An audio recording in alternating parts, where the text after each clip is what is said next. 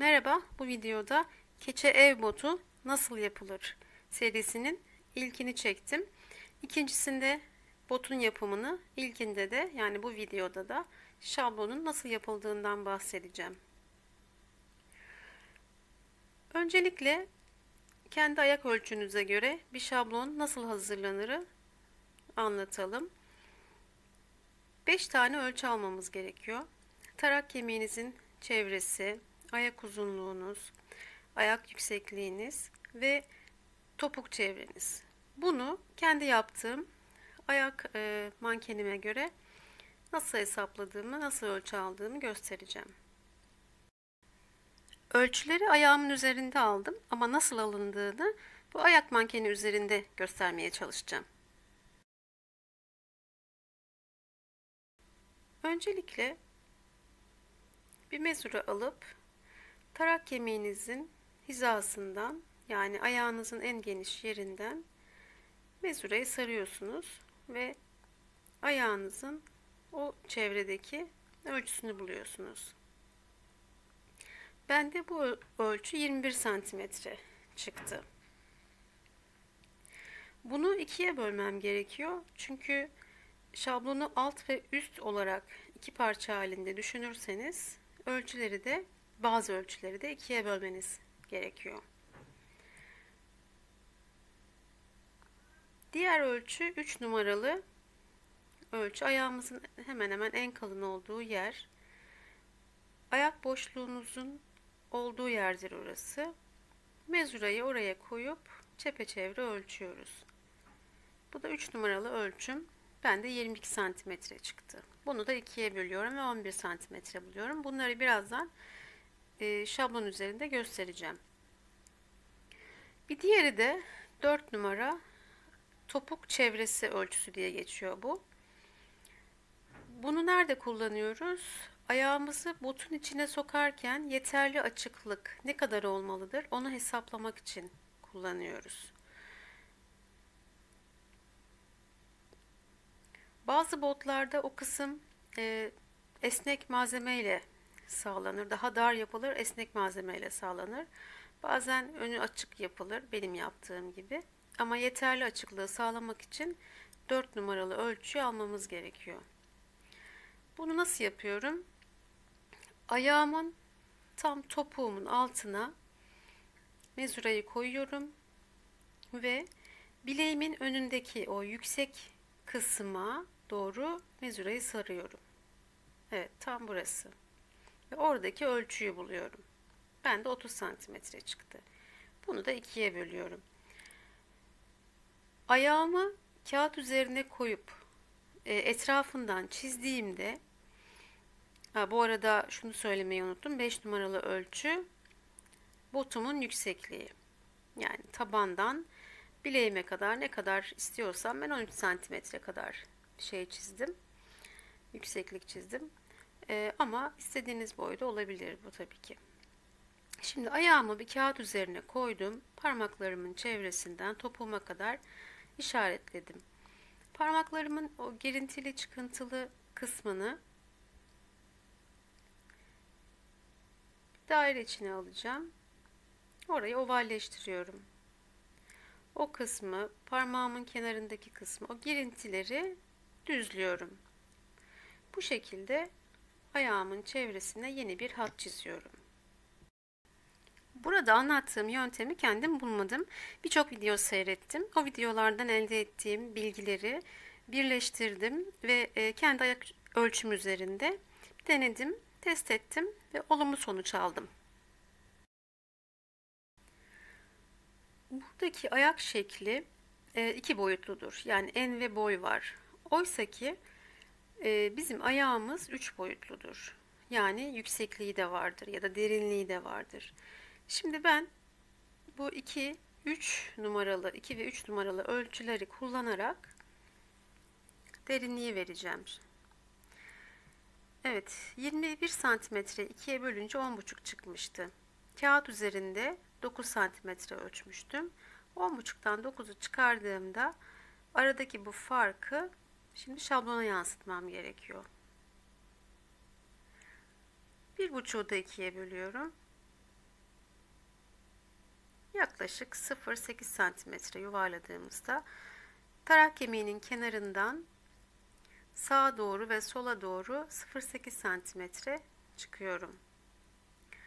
Bunun nedeni ayağımızın kağıt gibi düz olmaması, bir parmak ucundan yukarıya doğru bir yükseltinin olması, bir yüksekliğin olması. Bu şekilde 3 boyutlu şablona ulaşacağız. Şimdi gelelim 3 numaralı ölçüye. Buralara noktamı koydum. Şimdi 3 numaralı ölçüyü kullanacağım. Ayak boşluğunun olduğu kısım aşağı yukarı burasıdır. Onu tekrar ayağınızı koyup test edebilirsiniz. 3 numaralı ölçüyü nereden aldıysanız cetveli de oraya koymanız gerekiyor. Evet, burası 8 santimetre çıktı ölçtüğümde. Kağıt üzerinde 8 santimetre. Oysa ayak çevremi o yerden ölçtüğümde 2'ye böldüğümde 11 santimetre çıkmıştı. 11'den 8'i çıkarıyorum. 3 santimetre fark. Bu farkı sağa ve sola yansıtıyorum.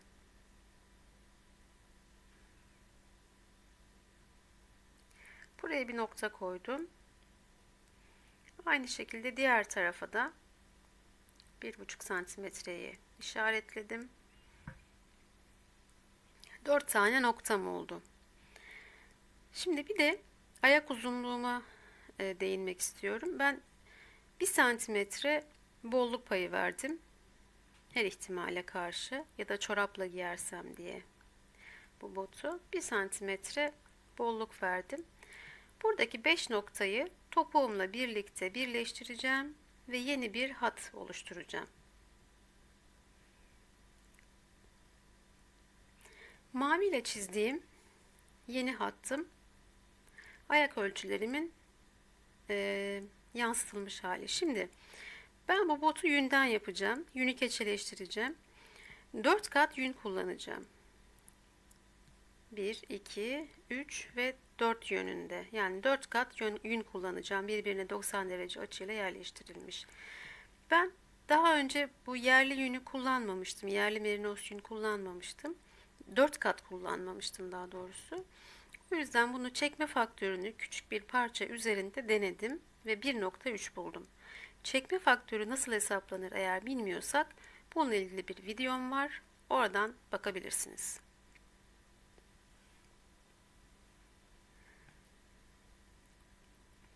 Mavi hatlı çizimin üzerinden çekme faktörünü uygulayarak şablonumu büyüteceğim. Evet, sağ ve soldaki 2 tane mavi renkli nokta arasındaki uzaklık 11 santimetre. Bunu 1,3 ile çarpıp ne kadar geldiğini bulacağım. Eğer çekme faktörünü yanlış biliyorsam şablonum olması gerekenden ya büyük olur ya da küçük olur. Sonuç olarak daha farklı boyutta bir patik ya da bir bot elde ederim. Şimdi 14,3'ten 11'i çıkarıyorum. Mevcut uzunluğu çıkarıyorum. Aradaki farkı sağa ve sola 2'ye bölerek yansıtıyorum.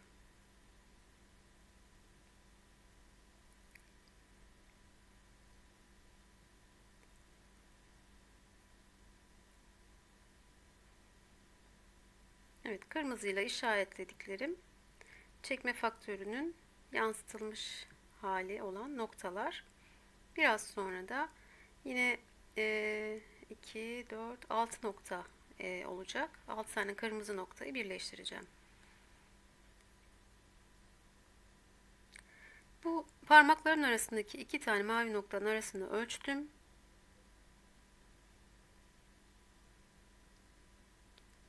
11 santimetre çıktı. Tekrar kontrol ettim. Evet, 11. Yukarıdaki işlemlerin aynısı yine geçerli. Sağa ve sola 1,7 santimetre çıkıyorum. Bu tamamen tesadüf. Farklı da çıkabilir, aynı da çıkabilir. Şimdi de ayak boyuma göre çekme faktörünü uyguladığımda ne olacağını göreceğim. 1 santimetre eklemiştim. Normalde ayak uzunluğum 22 santimetre ama 1 santimetre eklediğim için bu 23 santimetre oldu. Bunu 1,3 ile çarpıyorum. 31 santimetre. Şimdi bunu parmak ucuna ve topuk kısmına uygulayacağım. Aradaki farkı buluyorum. Yani 8 santimetre kadar büyüdü şablon. Bunu parmak ucuna ve topuk kısmına ekliyorum. Paylaştırıyorum 4'er santimetre olarak. Çekme faktörünü etkileyen çok fazla şey var. En çok da kullandığınız yünün cinsi ve kaç kat yün kullandığınız. O yüzden 2 kat yünde bu oran 1,4'tü bende ama 4 kat yüne çıkardığımda 1,3 oldu. Kullandığınız yünün tutamının inceliği, kalınlığı da bunu etkiliyor. Şimdi bu açıklık, yani ayağımı sokacağım yerdeki o açıklığı şablonun üzerine yansıtacağım. Bu çok dar olursa ayağım girmez. Çok geniş olursa da çok çirkin durur. Yeteri kadar açıklık oluşturmak için botun boğazı ne kadar geniş olmalıdır? Çünkü bunda herhangi bir esneme payı yok. Onu tam vermem gerekiyor. Şimdi 4 numaralı ölçümü 30 santimetre olarak ölçmüştüm ben. Bunu 2'ye böldüm. 15 santimetre çıktı. 15 santimetreyi de çekme faktörüyle çarpıyorum. 19,5 santimetre çıktı. Bir diğer bulmam gereken şey de ayağımın tam orta noktası. 22 santimetreydi yeşil hatlı olan kısım. Bunun yarısı 11 santimetre. Orta noktayı buldum. Şimdi bu orta noktadan yukarı doğru bir dik çiziyorum.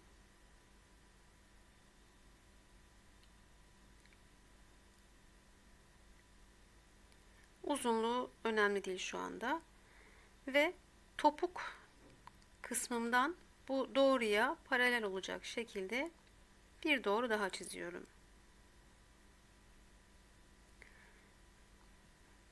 Henüz boyuna karar vermedim. Şimdi bu topuk kısmındaki doğrudan parmak ucuna doğru 19,5 santimetre ilerliyorum ve yeni bir nokta oluşturuyorum.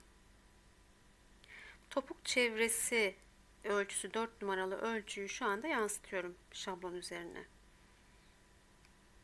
Ve mavi ile işaretliyorum bu noktayı. Tam da orası.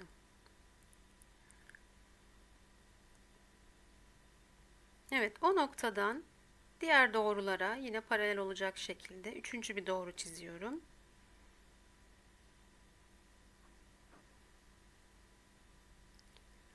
Ve bu iki doğru arasındaki o bölgeyi yuvarlıyorum.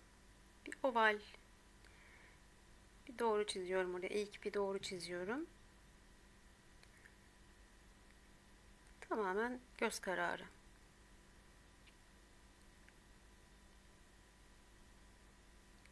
Bu sol ayağımın şablonu. Şimdi sol ayağımın şablonu olduğu için bu yükseltiyi sağa doğru veriyorum. Yerden yükseklik 13 santimetre olsun istemiştim. Bunu 1,3 çekme faktörüyle çarptığımda yaklaşık 17 santimetre oluyor. Tam topuğumun olduğu yerden sağa doğru 17 santimetre şablonu büyüteceğim. Uzatacağım. Yani o en sol taraftan itibaren değil, tam ayağımın altına denk gelecek yerden itibaren, yani şu dik koyduğumda, yana yatırdığımda tam burası oluyor. Oradan itibaren 17 santimetre yükselteceğim.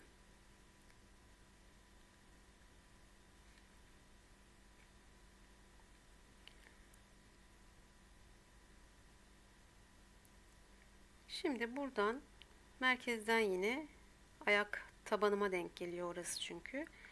Yaklaşık olarak yukarıya doğru 17 santimetre aldım.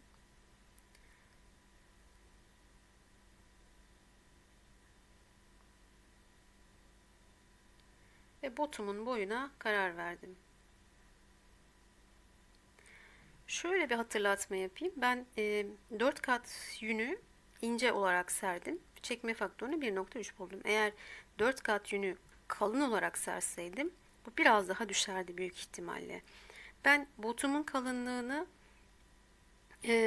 çorapla bot arası bir incelikte olsun istedim. Fazla kalın olsun istemediğim için 1,3 kullanıyorum. O tamamen sizin nasıl bir kalınlıkta keçe istediğinizle alakalı. Çekme faktörü değişiyor. Şimdi topuk kısmından birazcık bir ovallik vermek istedim. Bu aslında olmasa da olur bence ama olunca da güzel oluyor. Yapılmasa da olur. Evet, artık kağıttan şablonumu ayıracağım. Ara şablon olarak kağıdı kullanamıyorum ince olduğu için ve suyla etkileştiğinde eriyeceği için. O yüzden suya dayanıklı bir plastik kullanmam gerekiyor. Ben raf örtüsü kullandım. Ama daha iyisi, aslında bunun daha iyisi Eva sünger. Evde yoktu ama simli bir Eva süngerim vardı. Onu göstermek istedim. Eva sünger biraz kalın, hafif böyle pofuduk bir sünger. Şimdi hafta sonu yasakları olduğu için dışarı çıkamadım. O yüzden alamadım. Evdeki raf örtüsünü kullanacağım. Bunun ne sakıncası var? Şöyle bir sorun oluyor. 4 kat yün ağır geldiği için aradaki şablon biraz yamuluyor. Ve yün, alt ve üst tabakadaki yün kenardan birbirine yapışabiliyor. Oysa hafif yükseltisi olan Eva sünger olsaydı arada çok daha iyi olurdu. Şimdi bu şablonu tek kullanabildiğim gibi ikiz ayak oluşturarak da, ikiz şablon oluşturarak da kullanabilirim. Ben tek tek denemek istediğim için sol ve sağı ayrı ayrı çalıştım.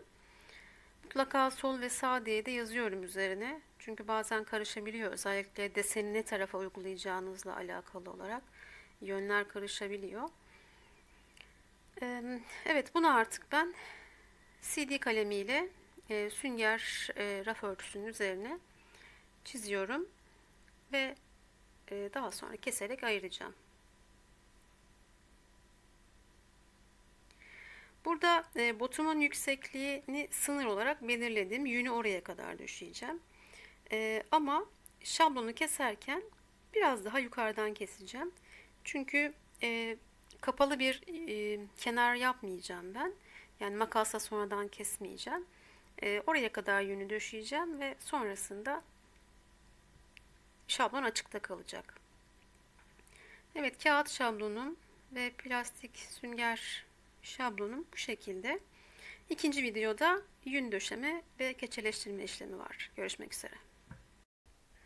Önceki videoda şablonu oluşturmuştum. Şimdi bunu kullanarak ev botu yapacağım. Bir tane şişenin içerisine çeşme suyu koydum. Bir miktar sabun ekleyerek kullanacağım sabunlu suyu hazırladım.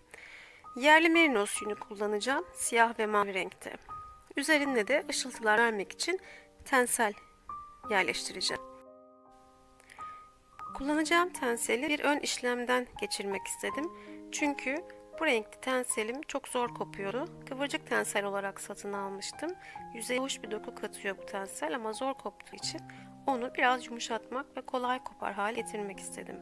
Bu amaçla bir miktar suyun içerisine yumuşatıcı koydum ve kullanacağım kadar tenseli bu suya daldırarak bir süre beklettim. Tensel, kıvırcık tensel ve düz tensel olarak iki farklı şekilde satılıyor. Kıvırcık tensel fiyat olarak diğer tensele göre biraz daha uygun. Ancak yapı gereği çok sert olduğu için birbiri içerisine geçmiş lifler ve koparmak zor oluyor. Ben de bunu bir ön işlemden geçirerek yumuşatmak istedim. Bir havlu üzerine koyarak bir gece kendi halinde bıraktım. Kıvırcık tensel bakın zor koparken şimdi kuruttuğum bu ön işlemden geçirdiğim tensel yumuşacık oldu ve çok kolay kopuyor. Hazırladığım şablonu, sol ayağımın şablonu, üzerine yerli merinos yünü döşüyorum. 2 kat siyah kullanacağım, 2 kat da mavi. İlk kat yünümü bu şekilde dizeceğim. Her bir kat bir diğerine 90 derece açıyla yerleştirilecek. Kullandığım ara şablon ince bir plastik. Plastik ince olduğu için kıvrılma olasılığı çok yüksek. O nedenle ilk 2 katta her kat çevirerek yerleştireceğim yünlerimi. Elimle yoklayarak eksik kalan yünleri tamamlıyorum.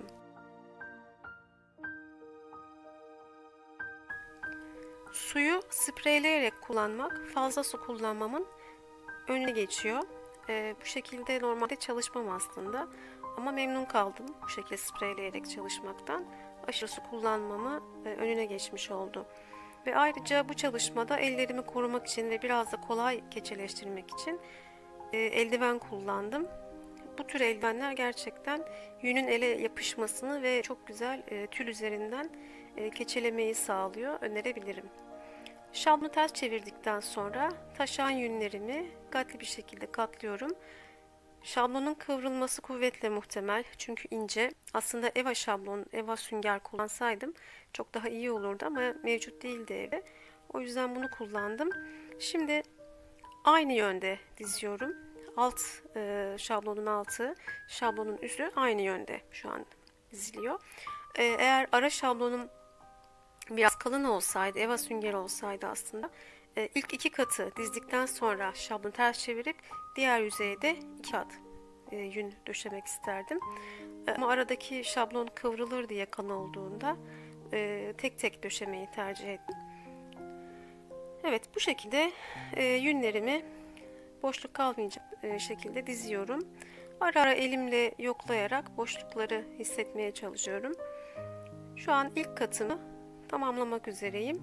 Şablonun altını ve üstünü eşit şekilde yünle döşemeye çalışıyorum. Bir tane patik için toplamda 40 gram kadar yün kullandım. 2 patik için yaklaşık 80 gram yün ediyor.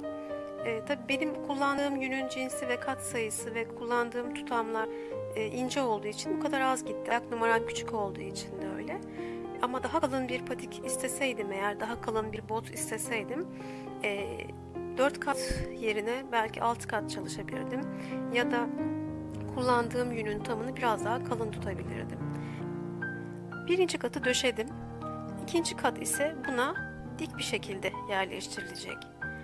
Normalde ben 2 kat çalışırken tabii yönünü karıştırmak çok zor ama 3 ve 4 katta çalışırken arkalı önlü biraz karıştırabiliyorum diye mutlaka bir kenarda kağıda mutlaka yazarım. Hangi yönü hangi tarafta döşedim diye. Şu anda birinci katın üzerine ikinci katı döşüyorum. Siyah üzerine görmek biraz zor gece ışığında. Ama yine de anlaşılıyor sanırım. Evet, ikinci katı bu şekilde aşağı kadar tüm yüzeyde döşeyeceğim. Tutamlar uç uca değil, birbirinin üzerine uç kısımlar gelecek şekilde yerleştirdim. Bu işlemleri her yüzeyde tekrarlayacağım.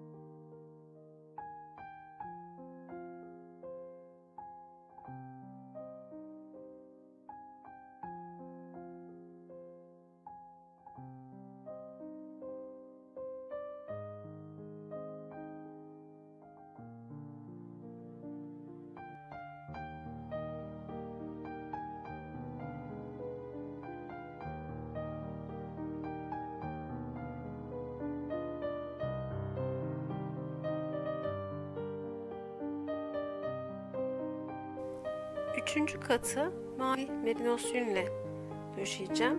Birinci ve üçüncü kat aynı yönde. İkinci ve üçüncü kat da birbirine ters yönde olacak şekilde döşenecek. Dördüncü katta ikinci katla aynı yönde ya da üçüncü katla ters yönde olacak. Yani bir artı oluşturacak şekilde her kat birbirinin üzerine ters yönde yerleştirilecek. Bu çalışmada yerli merinos yünü ilk kez kullandım. İthal yüne göre fiyatı daha uygun. Boya verme özelliği bir miktar fazla. Keçeleşmesi çok zor değil, kolay diyebilirim. Yünü döşerken yalnız minik minik yün lifleri düşüyor. Özellikle bunu beyaz bir zeminde yünü açmaya çalışırken görüyorsunuz. Bunu sevmedim, yani bu özelliğini sevmedim. Çok fazla tüy bırakıyor döşerken.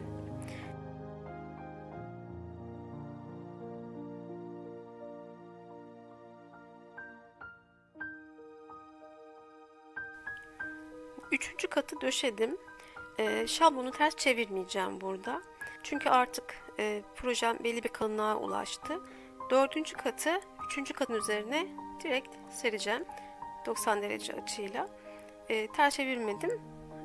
Ama dediğim gibi eğer kalın bir şablonla çalışsaydım o zaman ilk iki katı da şekilde yapardım. Şimdi direkt üçüncü katın üstüne dördüncü katı diziyorum.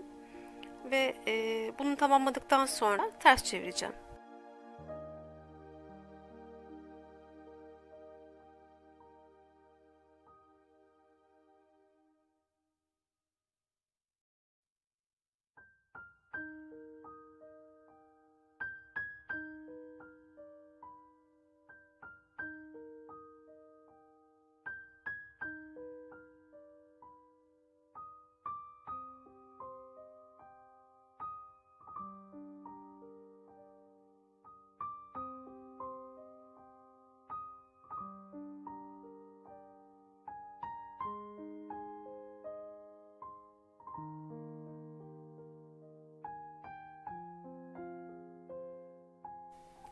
Şimdi de diğer yüzeyin üçüncü ve dördüncü katlarını seriyorum.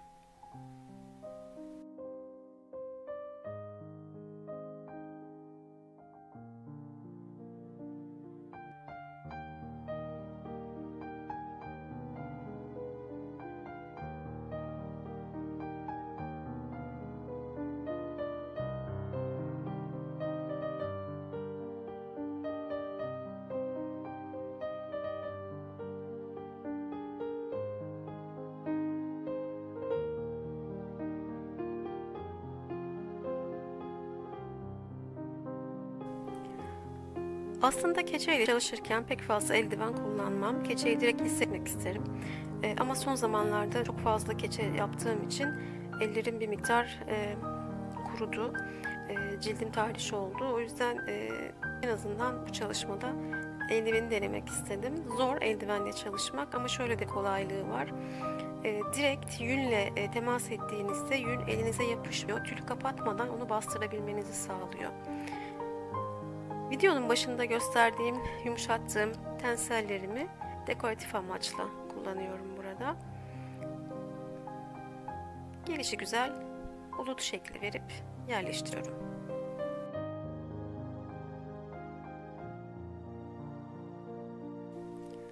Tensel kendi kendine keçeleşmez. Bitkisel kaynaklı bir fiberdir. Ancak yün keçeleşirken yün lifleri onu tutar ve keçenin içine alır.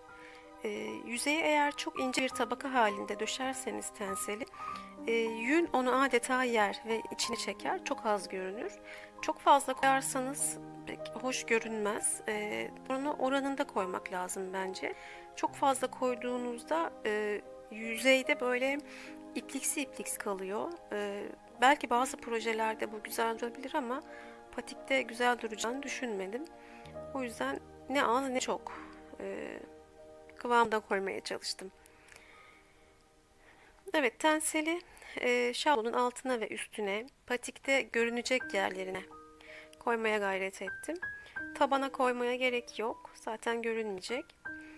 Tenseli hem dekoratif amaçla hem de keçenin o yünden dolayı kaşındıran böyle hafif kırçıllı etkisinden kurtulmak için de kullanıldığını gördüm. Şöyle mesela giysilerin iç yüzeyine de keçenin altına yani giysilerin iç yüzeyine de bu şekilde tensel döşeyerek tene, dokuya çok hoş bir temas sağlayacak şekilde kullanıyorlar. Tabii ben henüz bir giysi yapmadığım için böyle bir şey kullanamadım ama kullanım amaçlarından bir tanesi de bu. Hem dekoratif amaçlı hem daha konforlu bir keçe giysisi üretmek için tenseller, viskozlar kullanabiliyor.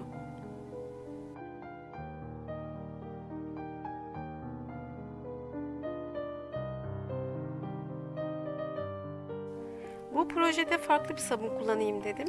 Zeytinyağı üreten bir tanıdığımızın yöresel yaptığı bir sabundu. Ama şuna karar verdim. İnsan bildiğinden şaşmamalıymış. Doğal zeytinyağlı sabun diye kullandım ama yani çok fazla işime yaramadı açıkçası. Yine marketten aldığım markalı zeytinyağlı sabuna geri döndüm. Onu söyleyeyim.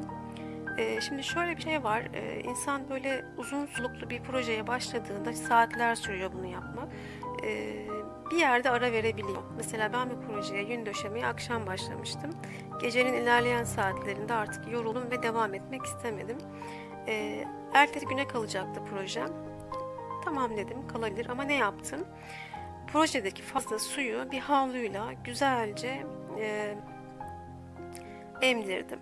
Yani nemli kaldı ama ertesi gün çalışacağımı bildiğim için tamamen sabunundan, suyundan arındırmadım. Yani nemli kaldı. Eğer birkaç gün ara verecek olsaydım o zaman mutlaka tamamen sabunundan kurtarıp kurutup öyle bir kenara koyardım. Ertesi sabah çalışacağımı tahmin ettiğim için sadece fazla suyunu aldım. Gece boyunca o şekilde üstü açık halde kaldı. Sabah olduğunda keçelemeye devam ettim. Bir fark oldu mu? Yani çok fazla bir fark hissetmedim. Normalde yünün şiştiği söylenir aşırı ıslak kaldığında ama dediğim gibi ben fazla ıslak kalmasını istemediğim için suyunu emdirdim havluyla. O şekilde kaldı. Eğer sizin de ara vermeniz gerekiyorsa ıslak haldeyken bir ıslak gece çalışmasına bu şekilde ara verebilirsiniz diye düşünüyorum. İlk başlarda minik minik oldum. Yünün hareket etmesi kuvvetle muhtemel ilk aşamalarda. Çünkü ıslak ve henüz birbiriyle kaynaşmamış durumda. O yüzden ilk aşamalarda minik minik hareketlerle geçeledim. Ondan sonra biraz daha kaynaştıktan sonra yün biraz daha bastırarak olmaya başladım. Fazla su hep söylüyorum. Biraz sıkıntı keçede. O yüzden ara ara mutlaka suyunu alıyorum. Kolay keçeleşsin diye de sıcak suyla, fazla sıcak değil ama sıcak suyla parçamı ısıtıyorum. Evet, suyunu, ısısını, sabununu ara ara tazeliyorum. Bu şekilde dakikalarca ovuyoruz. Burada ben kesit kesit gösteriyorum ama keçeyle uğraşanlar bilirler. Bir parçanın ortaya çıkması saatler sürüyor. Özellikle bir şekil alması gereken bir parçaysa bu daha da uzun oluyor. Şimdi ara ara mutlaka pinç test yapıyorum. Eğer güzelce kaynaşmaya başladıysa parçam basıncı biraz daha artırmak için artık ek aparatlar kullanıyorum. Bu şekilde tahta aparatlar olabilir. Masaj, ayak masajını kullanıyor mesela bu. Ya da merdaneler var. Üzeri girintili çıkıntılı. Onlardan olabilir. Elinizde ne varsa artık.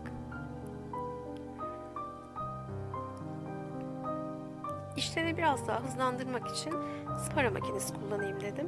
Zımpara makinesi malum elektrikli bir alet ve sulu bir ortamda çalışırken sıkıntılı, tehlikeli bir durum oluşturabilir.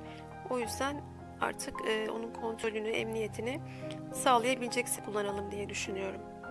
Belli bir sıklığa ulaştıktan sonra artık şablonumu çıkardım. Yoğurmaya geçtim. Fazla suyunu ve sabununu bu şekilde uzaklaştırmış oluyorum.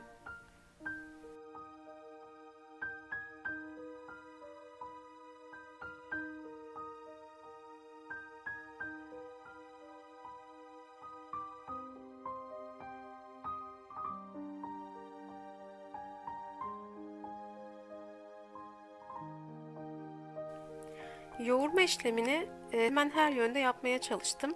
Çünkü keçe en fazla yuvarlandığı yönde küçülür. En fazla işlem gördüğü yönde küçülür. O nedenle orantılı bir küçülme için her yönde eşit miktarda yuvarlamak ya da ovmak gerekir. Patiğin iç yüzeyinin de tam keçeleşmesi için mutlaka ilk yüzeye yaptığım bütün işlemleri oraya da yapmam gerekiyor. Onu da söylemek isterim.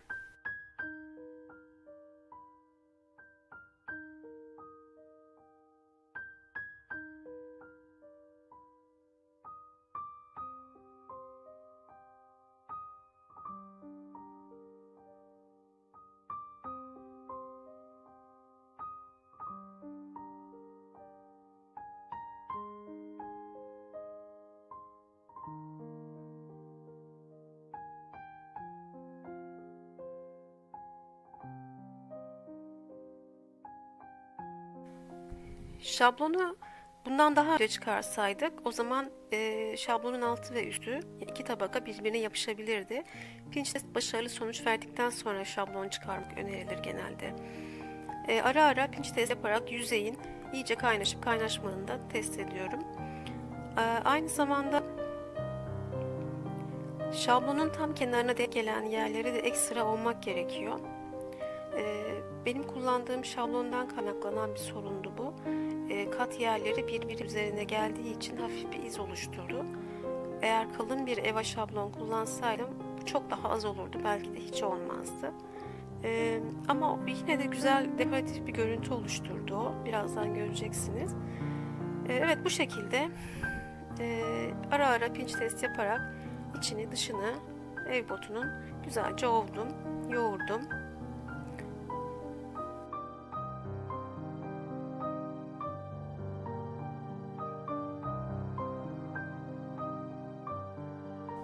Az önce bahsettiğim durum işte bu.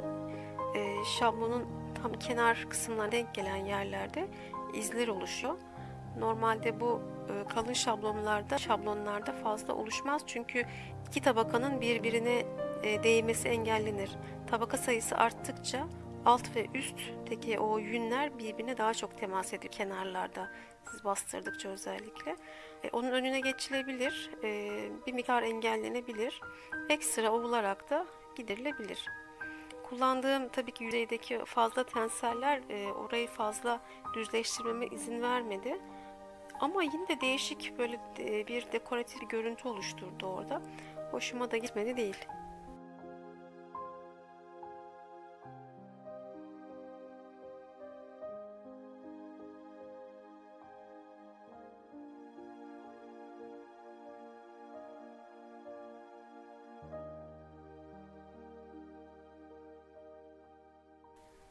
Durulama işlemine geçtim.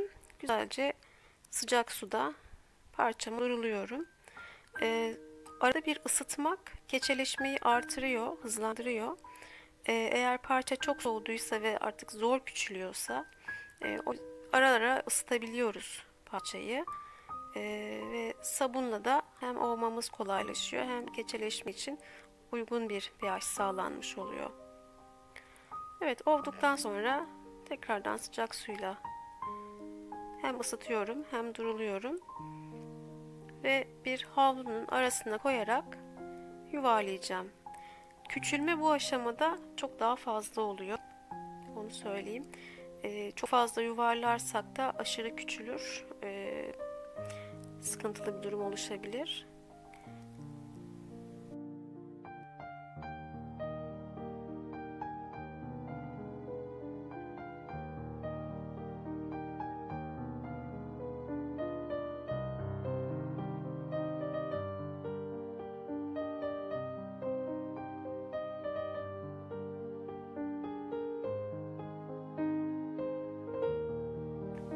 Alt, üst, sağ, sol, ön, arka her türlü yuvarladım. Ve içerisine ayak mankenini koyarak mevcut durumu test ettim. Biraz bolluk var arkada, önde ve altta. O yüzden ıslatıp tekrardan yuvarlamaya geçtim.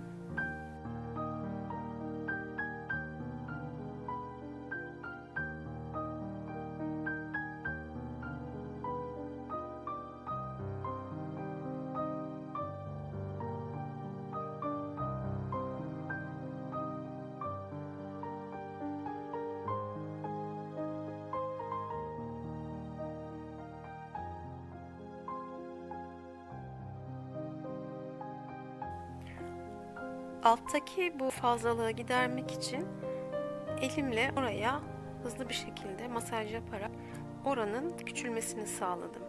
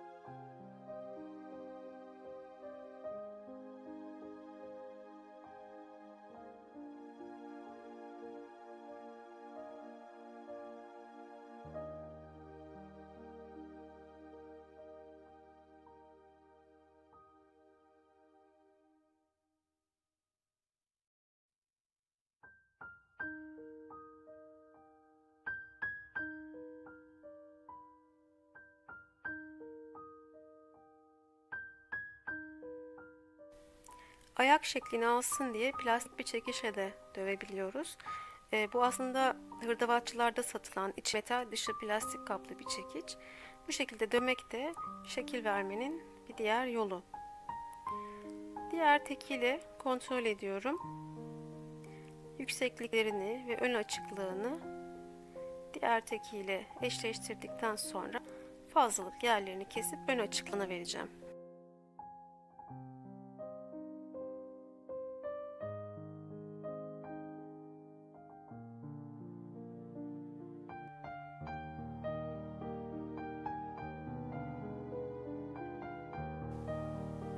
Keçede makas değen yerler mutlaka tekrardan ovulmalıdır. Çünkü makas değen her uç açık hale gelir. Yani keçe orada açık hale gelir ve mutlaka parçanın bütünlüğü, sağlamlığının sağlanması adına ovulmalıdır. Birazdan ovduğum kısmı ve ovmadığım kısmı göstereceğim. Arasındaki farkı görmenizi isteyeceğim. Bakın bu makas değen uç. Mavi ve siyah katlar çok net belli oluyor. Bu kuruduğunda tüy tüy olacak ve açılacak. Burası da ovduğum uç. Artık o aradaki o fark görünmüyor. Yani katlar arasındaki o fark görünmüyor. Hem bir bütünleşme var. Bu şekilde sağlam bir kenar elde etmiş oldum. Duruladım. Sonra ayrı bir suda içerisine sirke ekleyerek beklettim. Elma sirkesi kullandım. Bunun nedeni şu, sirke sabunun yarattığı o bazik pH'ı nötralleştirmek için kullanılıyor. Fazla suyunu almak için bir bezin arasında bir süre bekletiyorum. Ve daha sonra ayak mankene yerleştirerek kurumasını sağlıyorum. Son şekli elinizle veya çekiçle verip o şekilde kurutabilirsiniz. Keçe nasıl kuruduysa son şeklini de o şekilde muhafaza eder. Evet, benden bu kadar. Biraz sonra bitmiş halini göreceksiniz. Videoyu beğendiyseniz beğeninizi eksik etmeyin. Abone olmadıysanız da kanalıma abone olmanızı rica ediyorum. Bir sonraki videoda görüşmek üzere.